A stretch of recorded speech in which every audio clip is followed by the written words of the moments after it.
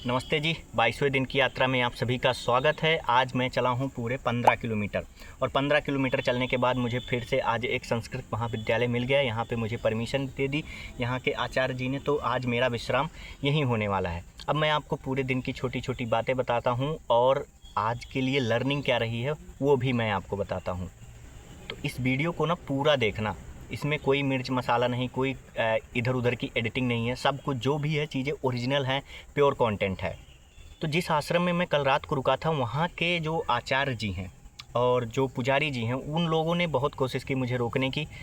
क्यों रोकने की कोशिश की मुझे नहीं पता, लेकिन बहुत अच्छा लगा वहाँ पे रुक के। उस आश्रम की ये आपको जो चीज़ें दिख रही हैं, वहाँ के जो पुजारी हैं, निम्बकाचार्य संप्रदाय का ये आश्रम है और बहुत अच्छे लोग हैं वहाँ पे एक्चुअली, सबका आशीर्वाद लेके। लेकिन वो क्या होता है ना कि हमें निकलना होता है। हम अगर किसी बड़े लक्ष्य को चेज कर रहे हैं तो हम किसी एक जगह पे ठहर नहीं सकते। ठहराव अगर आ गई ज़िंदगी में तो वो ज़िंदगी ख़त्म हो जाती है एक तरीके से। तो इसीलिए मैंने दिल पे पत्थर रख के वहाँ से निकलने के लिए बोल दिया कि मुझे नहीं निकलना ही है। अब जैसे मुझे वहाँ से निकलना था तो उन पुजारी जी ने बोला कि थोड़ा प्रसाद लेके जाओ, नहीं तो भगवान बुरा मान जाएंगे। अब एक बार होता तो मैं हट करके नहीं, मुझे जाना ही है, जाना ही है। तो कभी कभी क्या होता है कि ना, थोड़ा सा अपने लिए डिस्कम्फर्ट खोज के दूसरे को थोड़ा सा शांति दे देना चाहिए। इससे क्या होता है कि प्रेम बढ़ जाता है हमारा। तो मैंने क्या किया कि चलो ठीक है, जहाँ मैं 8 बजे निकलने वाला था वहाँ मैं निकला 11 बजे। लेकिन वो भी थोड़े से खुश हो गए और मुझे भी थोड़ा चाय पानी भी मिल गया। अब उसके बाद जब मैंने वहाँ से चलना शुरू किया तो 5.5-7 किलोमीटर तक अब 11 बजे इतनी यार धूप हो जाती है कि मतलब मेरी हालत ख़राब होने लगी। ऊपर से इतना भारी बैग, तो मुझे लोगों से ज़्यादा गर्मी मुझे लगती है। भाई यहाँ पे ना आज धूप बहुत तगड़ी है, जनवरी में ये हाल है। तो इसकी वजह से मुझे कई जगह रुकना पड़ा, बहुत रुक रुक के आया।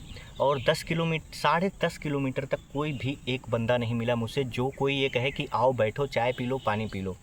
और मैं यही सोच रहा था कि कहीं कुछ ना कुछ मिल जाए। और तब तक एक तिवारी जी का होटल था, उन्होंने बुला लिया, चाय पानी पिलाया और बहुत सारा गट्ठर भर के सामान दिया।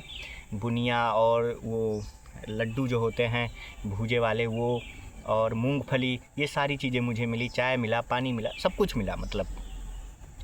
तो अब मैं एक इंटरेस्टिंग कहानी आपको बताता हूँ। मैं जब अभी आ रहा था ना, तो ये मतलब आज सुबह मैं ना वहाँ प्रतापगढ़ में था और अभी मैं जहाँ से बात कर रहा हूँ वो रायबरेली ज़िला पड़ता है। यानी कि एक ही दिन में मैं ज़िला बदर हो गया एक तरीके से। तो मैं आ रहा था तो एक गांव के प्रधान जी थे, वो मुस्लिम संप्रदाय से थे। तो उन्होंने मुझे बुलाया, बोले कहाँ जा रहे हो। तो उनको लगा कि मैं कोई सर्वे वर्वे कर रहा हूँ। बहुत लोगों को लगता है कि मैं कोई सर्वे कर रहा हूँ। तो उन्होंने बुलाया, पूछे कहाँ रहते हो, क्या करते हो, ये वो दुनिया भर की चीज़ें पूछी उन्होंने। फिर उसके बाद वो कहने लगे इन सब से जीवन नहीं चलता है, कोई ढंग का काम वाम करो, नौकरी वोकरी करो, है ना, और बिजनेस करो, पैसे कमाओ, पैसे इकट्ठे करो, शादी ब्याह करो।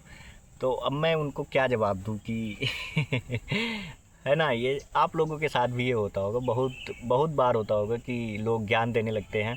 अब उनको उनको समझा पाना ना कि आप किस सिचुएशन में हो, आप क्या कर रहे हो।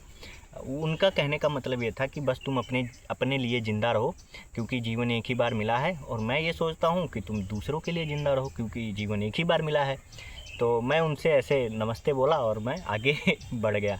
अब आगे जब बढ़ा तो फिर कुछ लोग मिले, तो उन्होंने बताया कि आगे चल के एक जगह भंडारा पड़ता है 3-4 किलोमीटर आगे, लेकिन अब मैं वहाँ तक पहुँच नहीं पाऊँगा क्योंकि अब मुझे यहाँ पे जगह मिल गई है। एक चीज़ और जो मैंने प्रतापगढ़ में नोटिस की और रायबरेली में भी जब मैंने एंट्री किया तो रायबरेली में भी मैंने देखी, यहाँ पे आम के पेड़ बहुत ज़्यादा हैं। आप बस देखते जाओ कि कितने आम के पेड़। जहाँ पे मैं रुका था वहाँ पे भी आम के बगीचे थे, रास्ते में भी इतने सारे आम के बगीचे, और मतलब चारों तरफ आम का बगीचा है यहाँ पे। तो अगर आज की जो लर्निंग रही है वो मैं अब आपको बताता हूँ। तो जिस आश्रम में मैं रुका था वहाँ के जो पुजारी जी हैं उन्होंने मुझसे एक बात कही कि जो भी काम आप कर रहे हैं, कोई भी काम हो, उसे आप बहुत टॉप क्लास का करिए। अगर आप जूता भी पॉलिश कर रहे हैं तो वो भी ऐसा हो कि राजा आपको बुलाए कि जूता पॉलिश करवाना है तो इसी से करवाना है, नहीं तो किसी से नहीं करवाना।